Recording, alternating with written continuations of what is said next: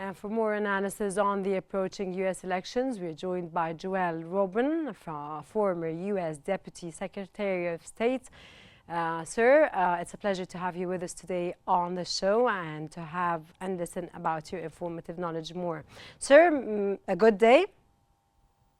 Good day. Thank you for having me. Mr. Robin, given the close polling in swing states like North Carolina, how does the Harris campaign plan to address the concerns of voters impacted by the Hurricane Helene, while also countering Trump's claims about aid distribution, sir?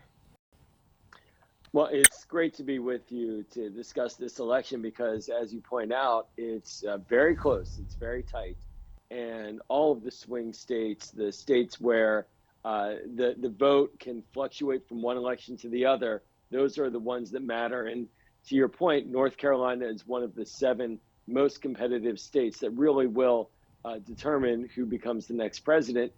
And this tragedy in North Carolina with the hurricane, it gave an opportunity to the vice president to show her ability to lead and to help in recovery, which is why we saw Donald Trump so aggressively attack the vice president and the president and the Federal Emergency Management Agency, which is responsible for recovery, because he did not want it to appear as if the vice president was competent, which she is, and he did not want people to know that the local Republican leaders, elected officials, were happy with the way the vice president and President Biden were handling the aftermath, because they were. So it became very political, and this is the kind of difference between the two candidates, where one in Donald Trump. Sir, sorry to interrupt you at this point, but I want to ask you a very important question with regards to what you are mentioning now.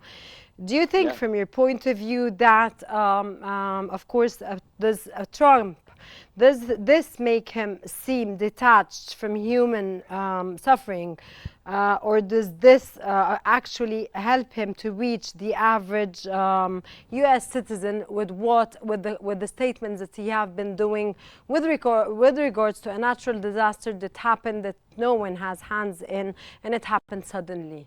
How do you read his statements at this point?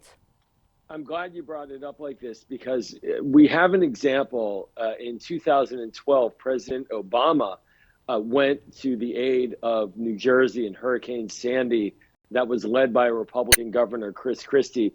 And Governor Christie was very grateful to the president.